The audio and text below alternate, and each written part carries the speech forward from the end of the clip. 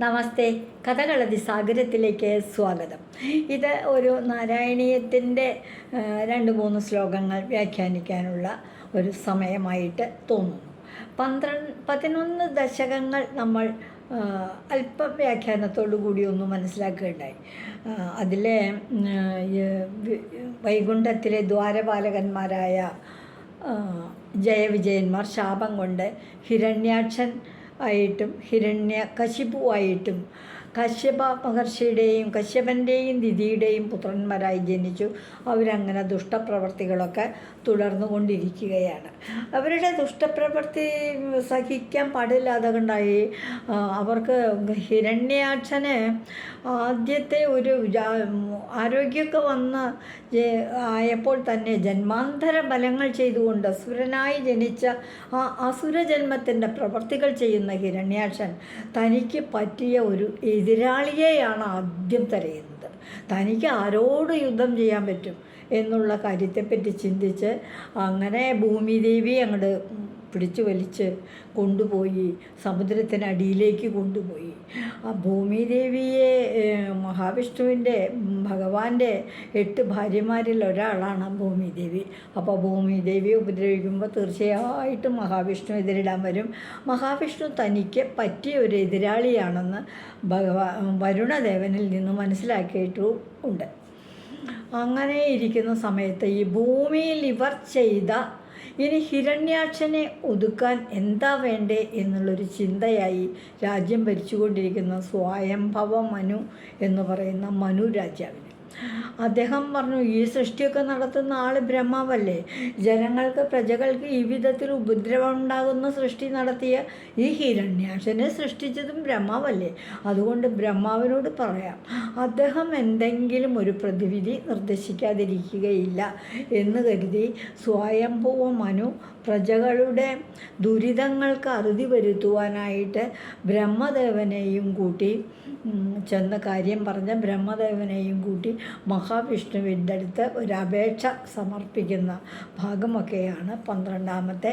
ഒടുവിൽ ഹിരണ്യാക്ഷനെ വധിക്കുന്നതിന് വേണ്ടി ഭഗവാൻ ഇനി നോക്കിയപ്പോൾ ഒട്ടും വൈകിച്ചുകൂടാ. ജയവിജയന്മാരിൽ ഒരാളായിട്ടുള്ള ജയൻ്റെ അവതാരമാണ് ഈ ഹിരണ്യാക്ഷൻ. ജയനെ എത്രയും വേഗം വധിച്ചിട്ട് വേണം വിജയനായ ഹിരണ്യകശിപുവിനെയും വധിക്കുവാൻ. അപ്പോൾ അവരുടെ ഒരസുരജന്മം അങ്ങ് തീർന്നു കിട്ടും. അത് കഴിഞ്ഞിട്ട് വേണം 2ാമത്തെ അസുരജന്മം. അതിനൊക്കെ ഭഗവാൻ തന്നെ നേരിട്ട് വധിക്കും എന്നാണ് പറഞ്ഞിരിക്കുന്നത്. അതനുസരിച്ച് ഭഗവാൻ ഹിരണ്യാക്ഷനെ വധിക്കുന്നതിന് വേണ്ടി ഒരു അവതാരമായി ഭൂമിയിൽ അവതരിക്കുകയാണ്. ഈ കാര്യങ്ങൾ വരാഹാവതാരം ഭാഗവതത്തിൻ്റെ നമ്മളെ ദശാവതാരത്തെപ്പറ്റി പറയുമ്പോൾ മത്സ്യം, കൂർമ്മം, വരാഹം എന്നൊക്കെ പറയുമെന്നുണ്ടെങ്കിലും നാരായണീയത്തിൻ്റെ ഒരു രീതി അനുസരിച്ച് ഭാഗവതത്തിൻ്റെ തനി പകർപ്പാണല്ലോ നാരായണീയം. അതിൽ ആദ്യം വരുന്ന അവതാരം വരാഹാവതാരമാണ്. ഹിരണ്യാക്ഷവധമാണ് നടക്കുന്നത്. അതിനുവേണ്ടിയുള്ള വരാഹാവതാരമാണ്. അപ്പോൾ 12ാമത്തെ ദശകത്തിൽ സംഭവിക്കാൻ പോകുന്ന വരാഹാവതാരത്തെപ്പറ്റി ഈ ദശകത്തിൽ ഒന്ന് മനസ്സിലാക്കാം. നമുക്ക് പാഠഭാഗത്തിലേക്ക് പോകാം. ഓം നമോ ഭഗവതേ വാസുദേവായ. ഓം നമോ ഭഗവതേ വാസുദേവായ. ഓം നമോ ഭഗവതേ വാസുദേവായ. ഓം നമോ ഭഗവതേ വാസുദേവായ. ഓം നമോ ഭഗവതേ വാസുദേവായ. ഓം നമോ ഭഗവതേ വാസുദേവായ. ഓം നമോ ഭഗവതേ വാസുദേവായ. ഓം നമോ ഭഗവതേ വാസുദേവായ. ഓം നമോ ഭഗവതേ വാസുദേവായ. ഓം നമോ ഭഗവതേ വാസുദേവായ. ഓം നമോ ഭഗവതേ വാസുദേവായ. ഓം നമോ ഭഗവതേ വാസുദേവായ. ഓം നമോ ഭഗവതേ വാസുദേവായ. ഓം നമോ ഭഗവതേ വാസുദേവായ. ഓം നമോ ഭഗവതേ വാസുദേവായ. ഭഗവാനെ, 14 ലോകത്ത് അങ്ങ് എവിടെ വസിക്കുകയാണെങ്കിലും എല്ലായിടത്തുമുണ്ട്. എല്ലായിടത്തും ഞങ്ങളുടെ ഈ നാമജപം എത്തിയിട്ടുണ്ടാകുമെന്നുള്ള പ്രതീക്ഷയോടെ 12ാമത്തെ ദശകത്തിലേക്ക് പോവുകയാണ്. ഹിരണ്യാക്ഷൻ ഭൂമിയെ വെള്ളത്തിൽ ആഴ്ത്തി വെള്ളത്തിലേക്ക് പിടിച്ചു വലിച്ചു കൊണ്ടുപോവുകയാണ് ചെയ്തത്.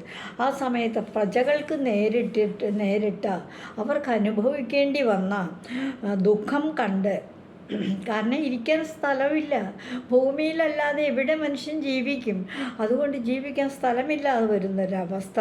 സ്വയംഭുവ മനു ബ്രഹ്മാവിനെ ശരണം പ്രാപിക്കുകയാണത് പറയാനായിട്ട് പോവുകയാണ്. അതാണ് 1ാമത്തെ ശ്ലോകത്തിൽ വരുന്നത്. ഈ ഇത് നോക്കാം, നമുക്ക് ആദ്യത്തെ ശ്ലോകം ഒന്ന് വായിക്കാം.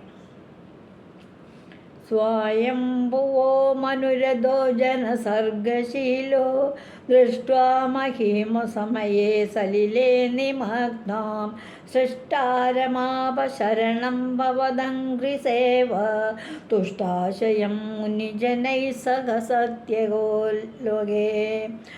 സ്വയംഭുവോ മനുരഥോ ജനസർഗശീലോ ദൃഷ്ട്വാ മഹീമസമയേ സലിലേ നിമഗ്നാം ഷഷ്ടാരമാപശരണം ഭവദംഘ്രിസേവ തുഷ്ടാശയം മുനിജനൈ സക സത്യലോകേ. അതായത് ഒടുവിൽ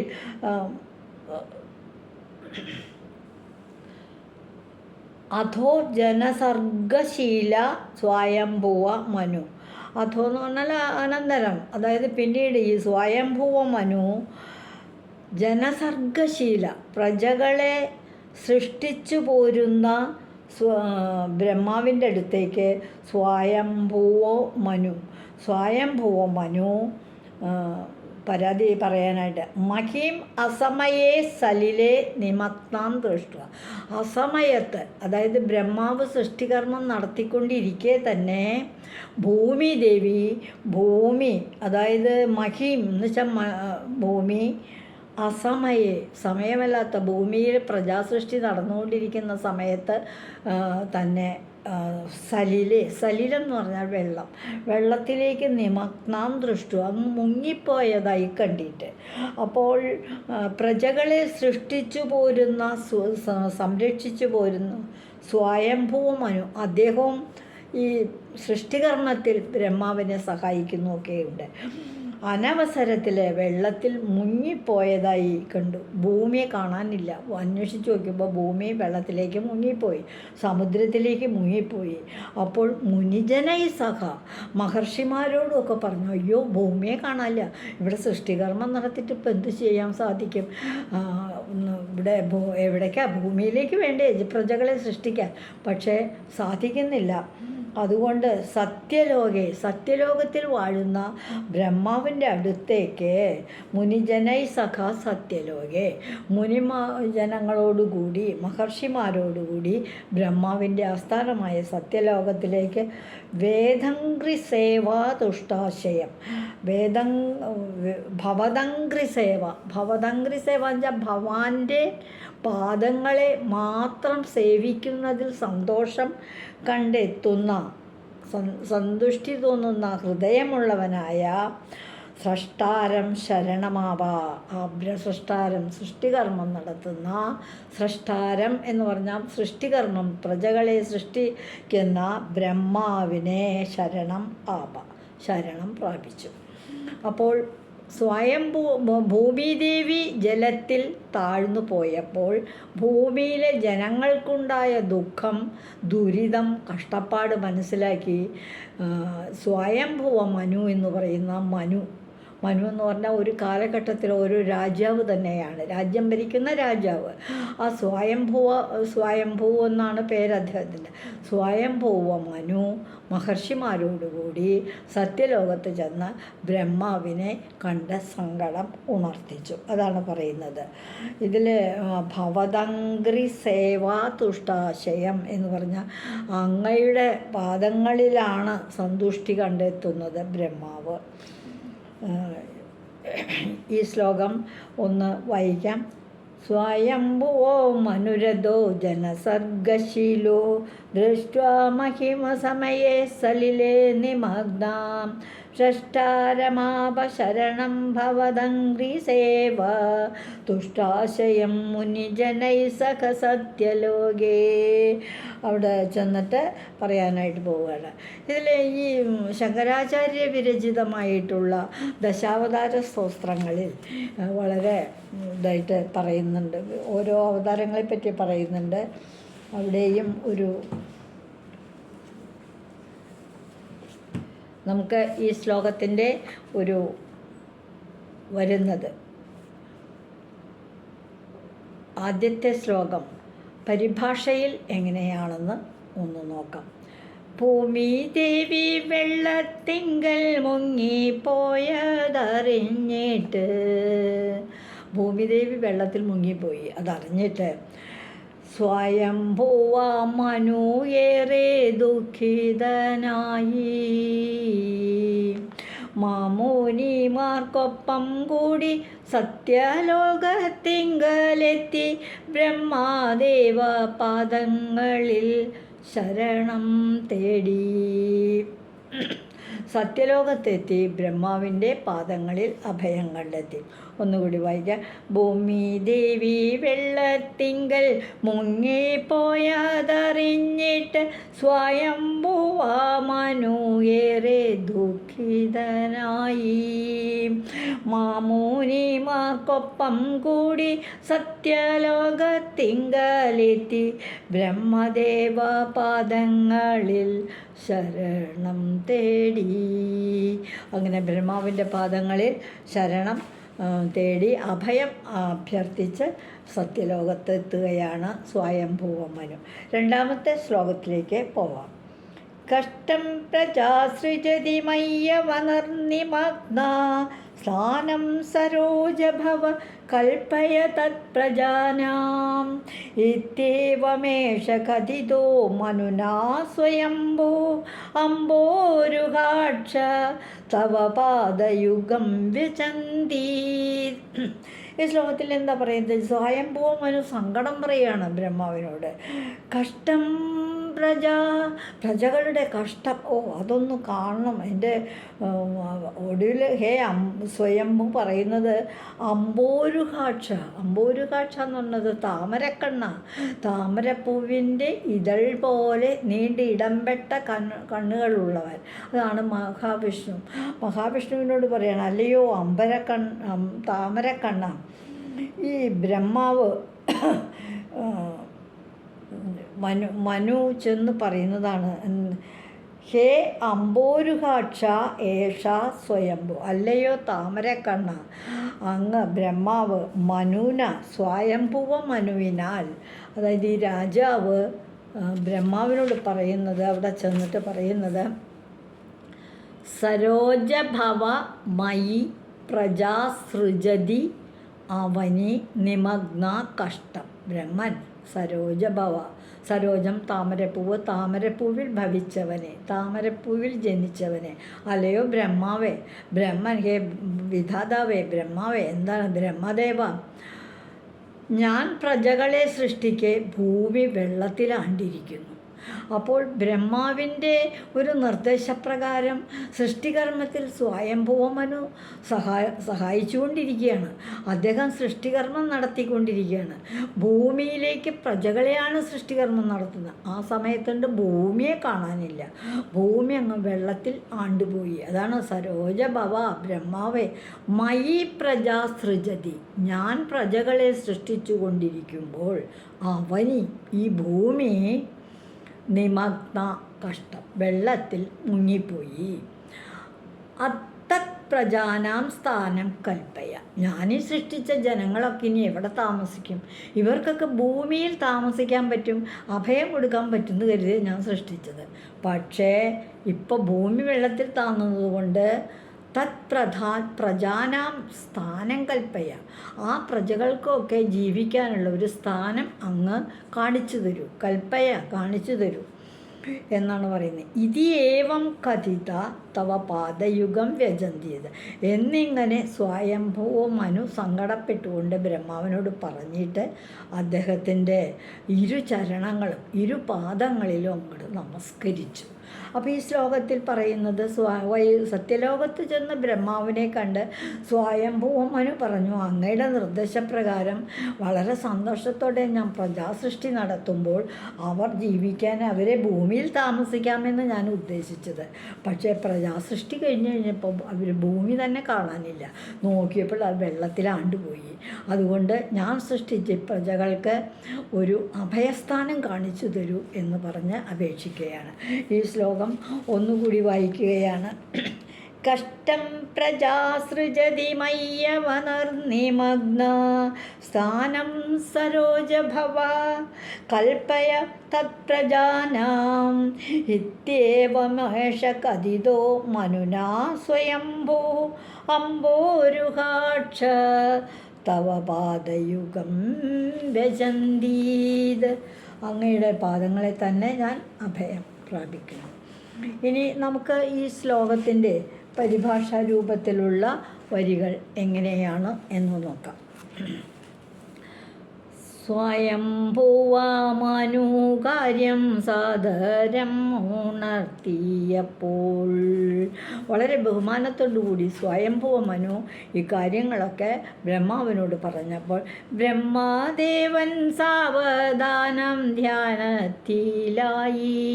ബ്രഹ്മദേവൻ തൻ്റെ കുറച്ച് സമയം ധ്യാനിച്ചിരുന്നു. ഇനിയിപ്പോൾ എന്താ വേണ്ടേ? ഭൂമിദേവിയാണല്ലോ കാണാണ്ടായിരിക്കുന്നത്, എന്തു ചെയ്യും ഇനിന്ന്? താമരയും തോൽക്കും നിന്റെ കണ്ണുകളെ ഓർത്തുകൊണ്ട് താമസമുണ്ടാക്കിയിടൊല്ല എന്നു പ്രാർത്ഥിച്ചു. ഭഗവാനോട് പറഞ്ഞു,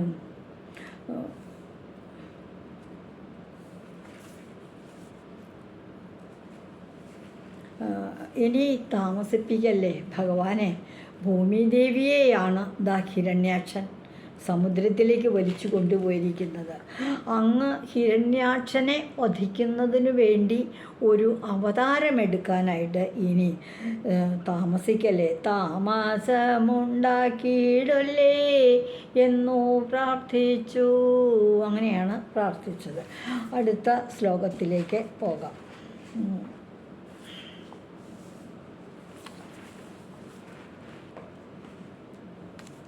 ഈ ശ്ലോകത്തിൽ മൂന്നാമത്തെ ശ്ലോകമാണ് 12ാമത്തെ ദശകത്തിൽ.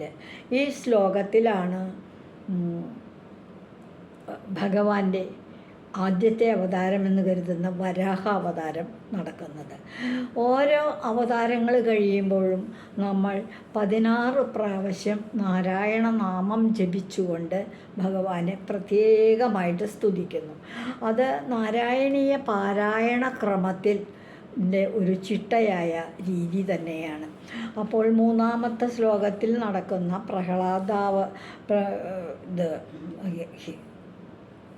വരാഹാവതാരം സംഭവിക്കുമ്പോൾ നമ്മൾ ഭഗവാനെ സ്തുതിക്കുക കൂടെ ചെയ്യും. മൂന്നാമത്തെ ശ്ലോകം നോക്കൂ.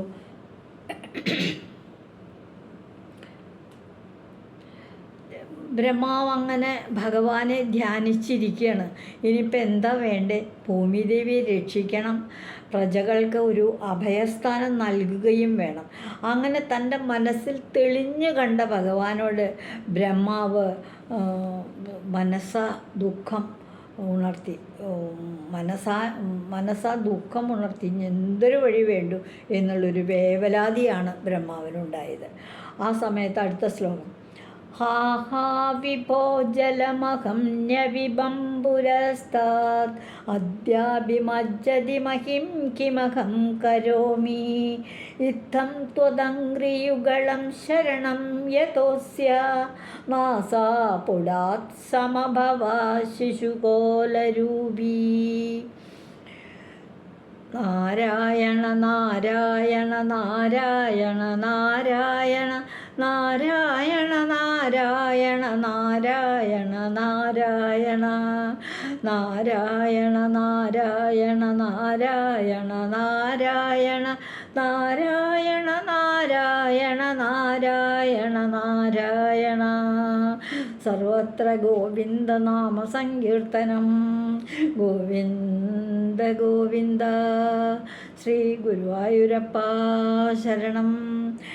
നാസാപുടാത് സമഭവ ശിശുകോലരൂപി. ചെറുതായിട്ട് ഇവിടെ ഹാ ഹാ വിഭോ ജലമഹം ന്യപിബം പുരസ്താത്. വിഭോ വിഭോ എന്ന് വെച്ചാൽ എല്ലാ വരങ്ങളും നൽകുന്ന അല്ലയോ ഭഗവാനെ വിഭോ. ഹാ ഹാ ഭഗവാനെ കഷ്ടം. ഹാ ഹാ അയ്യോ കഷ്ടം കഷ്ടം.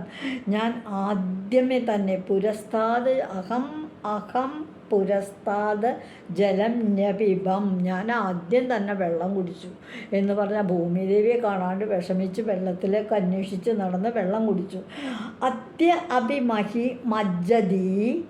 അദ്യ ഇപ്പോഴും ഭൂമിദേവി അന്വേഷിച്ച് കുറേ ഞാൻ നടന്നു നോക്കി ഇവിടെയൊക്കെ. പക്ഷേ ഇപ്പോഴും അദ്യ അഭിമഹി മജ്ജതി. ഇപ്പോഴും ഭൂമി വെള്ളത്തിൽ ആണ്ടാണ്ട് കീഴ്പോട്ടേക്ക് പോവുക.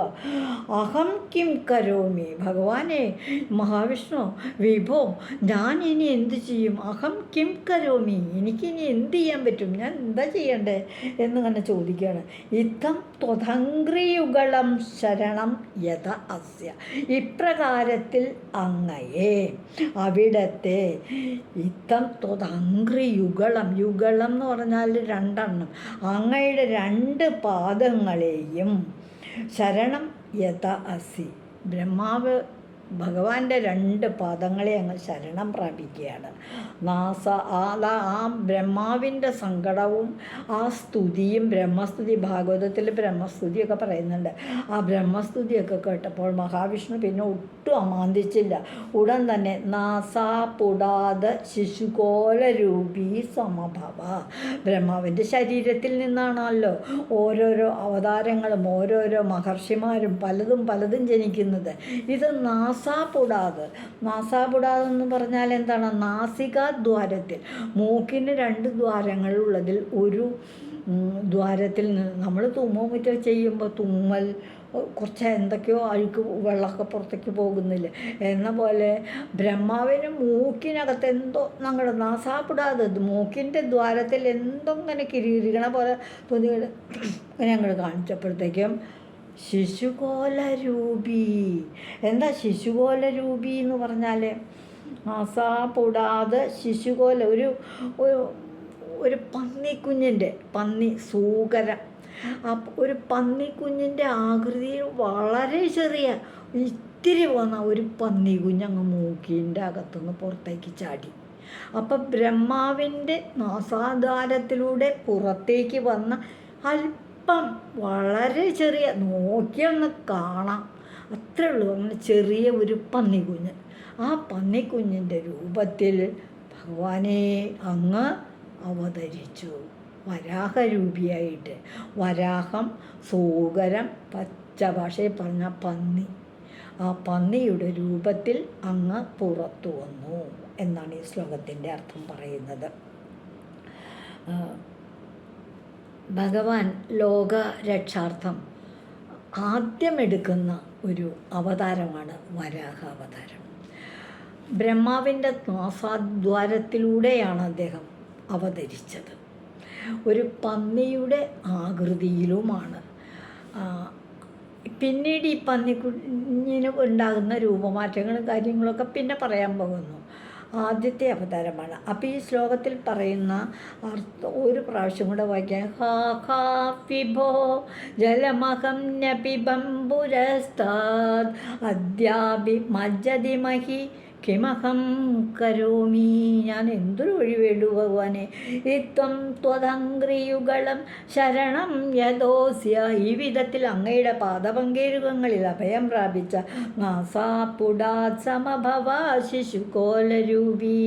ബ്രഹ്മാവിൻ്റെ ഈ സങ്കടം കണ്ട വഴിക്ക് ഉടൻ തന്നെ ഭഗവാൻ ബ്രഹ്മാവിൻ്റെ നാസാദ്വാരത്തിലൂടെ ഒരു ചെറിയ പന്നിക്കുഞ്ഞിൻ്റെ രൂപത്തിൽ, വരാഹരൂപത്തിൽ, സൂകരരൂപത്തിൽ പുറത്തേക്ക് വന്നു. അങ്ങനെയാണ് വരാഹാവതാരം. നമ്മൾ നാമം ജപിച്ച് വരാഹമൂർത്തിയെ ഒന്നിച്ചു. ഇനി മലയാളത്തിൽ പരിഭാഷയിൽ എന്താ പറയുന്നത് നോക്കാം. ഭഗവാനെ രക്ഷിക്കണേ, ബ്രഹ്മാവിൻ്റെ അപേക്ഷയാണ്. ഭഗവാനെ രക്ഷിക്കണേ, ബ്രഹ്മദേവൻ ദുഃഖാർത്തനായി, ദുഃഖം കൊണ്ട് അങ്ങോട്ട് വിഷമിച്ചുകൊണ്ട് ഭൂമി വെള്ളത്തിലാഴുന്നു, എന്തു ചെയ്യേണ്ടു. ഭൂമി ഇതാ വെള്ളത്തിലേക്ക് താഴ്ന്നു പോകുന്നു, എനിക്ക് എന്താ ഞാനിപ്പോൾ ചെയ്യണ്ടേ എന്നിങ്ങനെ വിഷമിക്കാനായിട്ട് തുടങ്ങി. തത്സമയം ബ്രഹ്മാവിൻ്റെ നാസാദ്വാരത്തിങ്കൽ നിന്നും വരാഹരൂപത്തിൽ വിഷ്ണു അവതരിച്ചു. ഇങ്ങനെ വേവലാതിപ്പെട്ട ബ്രഹ്മാവിൻ്റെ തത്സമയം തന്നെ, പിന്നെ ഒട്ടും വൈകില്ല, ഭഗവാൻ ഉടൻ തന്നെ, അതായത് ഭൂമിയിൽ ധർമ്മം അധർമ്മം അങ്ങോട്ട് വർദ്ധിക്കുകയല്ലേ. ഹിരണ്യാക്ഷൻ എന്ന ആ അസുരൻ്റെ പ്രവൃത്തികൾ മൂലം സജ്ജനങ്ങൾ കഷ്ടപ്പെടുന്നത് കണ്ട് ഭഗവാൻ ഒരു അവതാരം എടുത്തു. ആ അവതാരമാണ് പറയുന്നത്. തത്സമയം ബ്രഹ്മാവിൻ്റെ നാസാദ്വാരത്തിങ്കൽ നിന്നും വരാഹരൂപത്തിൽ വിഷ്ണു അവതരിച്ചു. വിഷ്ണു വരാഹരൂപത്തിൽ അവതരിപ്പിച്ചു. ഇന്ന് ഈ 3 ശ്ലോകങ്ങളാണ് അല്പം ഒന്ന് നമ്മൾ വ്യാഖ്യാനിക്കുന്നത്. ഇതിൽ ശങ്കരാചാര്യരും പറയുന്നുണ്ട്, ഈ ദശാവതാരത്തെ പറ്റി പറയുന്ന അദ്ദേഹത്തിൻ്റെ ശ്ലോകങ്ങളിൽ ഈ സൂകരരൂപി എന്ന് പറഞ്ഞാൽ വരാഹരൂപിയായിട്ട് അഷ്ടപതി പാട്ടുകളിലൊക്കെ വളരെ മനോഹരമായിട്ട് ഈ ശ്ലോകങ്ങളെ താളത്തോടും മേളത്തോടും കൂടിയൊക്കെ പാടുന്ന നല്ല നല്ല ഗായകരുണ്ട്. ശങ്കരാചാര്യ വിരചിതമായ ദശാവതാര ആ ശ്ലോകത്തിലെ ആ സ്തോത്രം മാത്രം വരാഹരൂപിയെപ്പറ്റി പറയുന്ന ഭാഗം മാത്രം ഞാനൊന്ന് പറയാം. എനിക്ക് പാടാനൊക്കെ ഈ പറഞ്ഞോണം, ഇത്രയ്ക്കൊക്കെയല്ലേ ഉള്ളൂ വശം. നോക്കൂ. വസതി ധനശിഖരേ വസതി ദശനശിഖരേ ധരണി തവ ലഗ്നാം. വസതി ദശനശിഖരേ ധരണി തവ ലഗ്നാ. ശശിനി കളങ്ക കലേവ നിമഗ്നാ. ശശനി കളങ്ക കലേവ നിമഗ്ന. കേശവാധൃതസൂകരരൂപജയ. അല്ലയോ കേശവ, അങ്ങയുടെ ആ സൂകരരൂപത്തെ ഞാൻ വന്ദിക്കുന്നു. ജയിക്കട്ടെ, അത് വിജയിക്കട്ടെ, വരാഹമൂർത്തി വിജയിക്കട്ടെ എന്ന് ശങ്കരാചാര്യർ സ്മരിക്കുകയാണ് ദശാവതാര സ്തോത്രത്തിൽ. അപ്പോൾ ഇന്ന് ഇത്രയും ഈ 3 ശ്ലോകങ്ങൾ നമ്മൾ ഒന്ന് പറഞ്ഞു വെച്ചു. വരാഹമൂർത്തി ജനിച്ചു, ബ്രഹ്മാവിൻ്റെ നാസാദ്വാരങ്ങളിലൂടെ പുറത്ത് ചാടി, അത്രയേ ആയിട്ടുള്ളൂ. ഇനി കാര്യങ്ങളൊക്കെ വരുന്നതേ ഉള്ളൂ. ഇത് പല പ്രാവശ്യം അടുത്ത ആഴ്ചയിലാണ് ഇനി അടുത്ത നാരായണീയം ക്ലാസ്. അതുകൊണ്ട് ഉദ്ദേശിക്കുന്നത് ദിവസത്തിൽ ഒരു പ്രാവശ്യമെങ്കിലും പുസ്തകം കൂടെ ചേർത്ത് വച്ച് ഇതൊന്ന് കേൾക്കണം. എങ്കിലേ ഇത് നമ്മുടെ മാതൃഭാഷയിൽ മലയാളത്തിൽ തന്നെ നമ്മുടെ മനസ്സിലേക്ക് ഭഗവാനെ വരാഹമൂർത്തി അങ്ങ് പ്രവേശിക്കുകയുള്ളൂ എന്നുകൂടി പറഞ്ഞുകൊണ്ട് ഇന്ന് ഞാനിവിടെ നിർത്തുകയാണ്. ഓം നമോ ഭഗവതേ വാസുദേവായ എന്ന് പറഞ്ഞ എല്ലാ പദസമ്പത്തും ഭഗവാൻ വിഷ്ണുവിൻ്റെ പാദങ്ങളിൽ സമർപ്പിക്കുന്നു. ഇതുവഴി വന്നാലും ഇത്തിരി നേരമിരുന്നാലും കഥകൾ കേട്ടാലും കളിയായി പറയും കഥയാണേ, കാര്യം പറയും കഥയാണേ. എല്ലാവർക്കും നന്ദി.